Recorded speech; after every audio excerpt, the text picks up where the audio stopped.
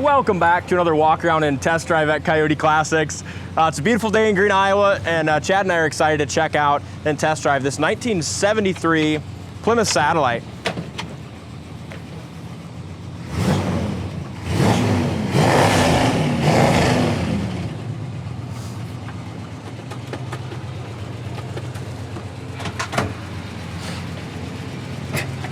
This is a really neat car. Factory Satellite, but it's got all the Roadrunner stickers and trim on it. Well, you said it's a factory Satellite, but it's a factory big block 400 car. Yeah, right? We just found that out. Shay does all the decodes on all these cars on our site, so he breaks down all the VIN trim tags, so you can go check that out. But he just finished with this one. We found out that it was a factory Satellite with a big block 400 in it, which has got to be pretty unique. Still has a 400 in it now. We couldn't find the VIN on it, but we do have the casting number to confirm that it's a 400. Power steering, It's power a brakes. neat car. I mean, obviously, as you look at the engine bay paint is not nearly as nice as the outside, but the outside's got really nice paint on this thing. Very solid as well. And I think you drove this one before, didn't you? Yeah, it's a good car mechanically, but the look is just awesome. I love that blue with the white Roadrunner stripe, and they did a good job on the exterior paint. Yeah, and it's got power steering, power brakes, like you said, 400. I'll let you go ahead and talk on this one, Dave, but I'll kind of start out by saying all the chrome on the front is 100% original. You can tell the bumpers, the grille, and really, in all honesty, it's in pretty nice shape. Yeah.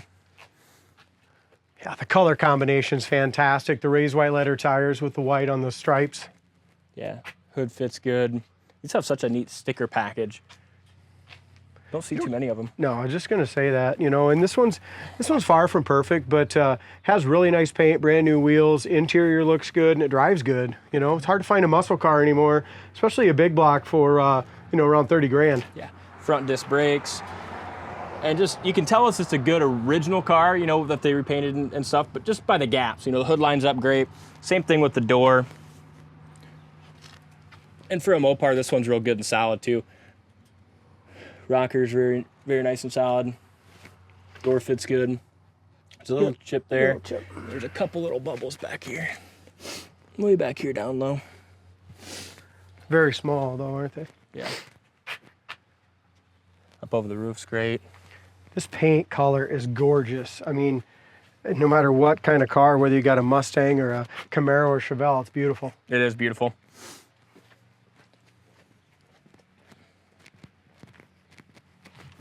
Like Chad mentioned with the front, the back bumper's all original too. But up and down the side, this thing is laser straight. We already talked about how the door fits, but when you look up and down the side, you can't even see where the door starts and stops. Kind of a dark, originally it looks like maybe a dark blue car. No, they just did a good job on the color change. Okay. Was like tan metallic, but you can tell when It's been painted a couple times then. Yeah. It's been painted kind of a darker blue and then they repainted it again. Yep. So But trunk looks good. You got your jack and spare all back there. here's your original paint right there. Yep.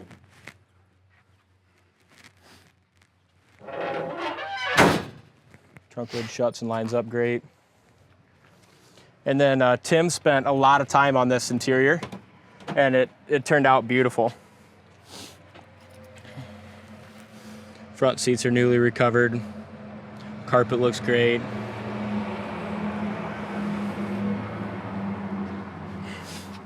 The old scuff plates are still on it. I mean, like I said, it's just a nice driver. Yeah, it is. Door jamb paint. Doesn't have quite the shine as the outside paint, but still looks good. Has good It coverage. looks like they did all the jams, like under the hood, under the trunk, door jams. They're all kind of, this car was painted kind of a darker, looks like blue at one point in its life, and then they just repainted the outside, which is just a little shade off. Bottom side of the door and corner of the door are extremely solid, which is a great thing for a Mopar. Headliner's nice and tight. Back seats look good. Same thing with the back door panels. A couple of smaller wrinkles in the back, but on the headliner, but overall it's really nice.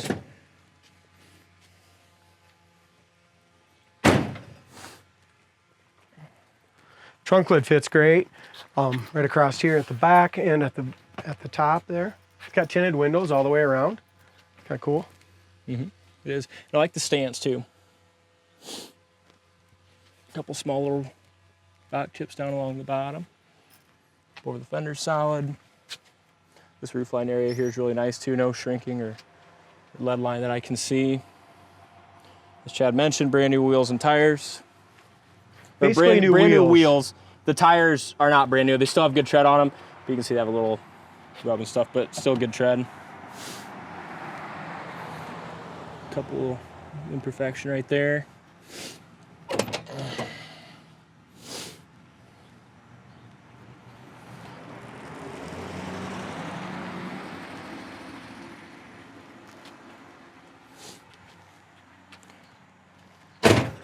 I'll let you take over on the interior on this side. Yeah, I'll assume my position on the...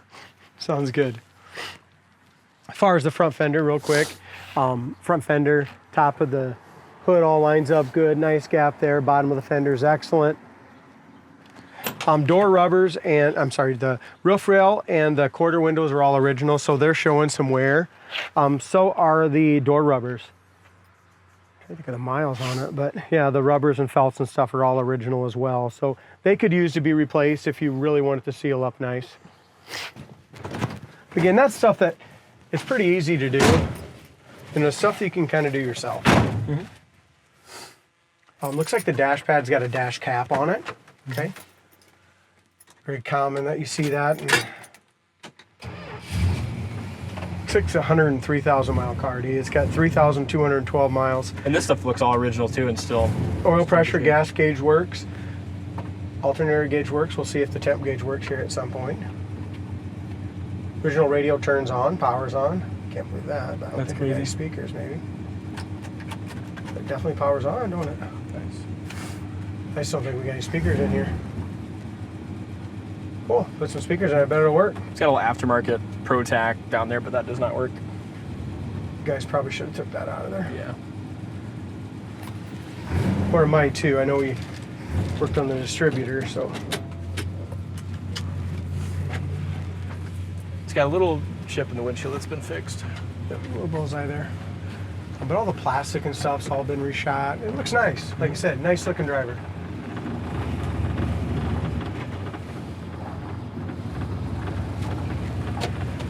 Wipers do work, but we have a new wiper arm coming. Look, it's kind of funny. It's got one arm on it right now. The new arm coming. Oh, it's funny. And the 4-barrel kicks right in. Speedometer works. As far as the disc brakes go, stops nice and straight. Turning signal indicator works on the left side and on the right side, out on the top of the hood. We are, like I said, we are going to get the other wiper arm. Great oil pressure. I mean, the oil pressure is way over on the high side here, Dalt. Way over towards the H. Heater fan works as well.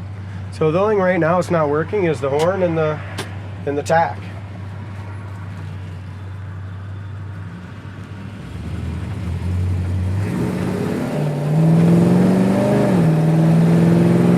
It's a fun car to drive. They handle good these early 70s.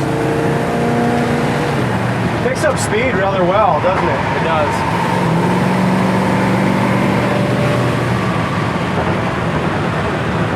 The speedometer gets just a little bit wonky over 60, 65. It does have a little bounce to it. Brakes are good. I just love the hoods on these Roadrunners too, that kind of potted hood with the stripe package.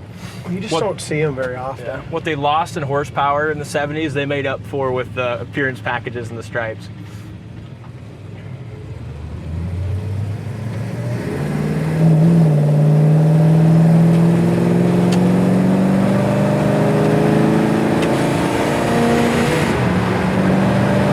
It's got good pickup.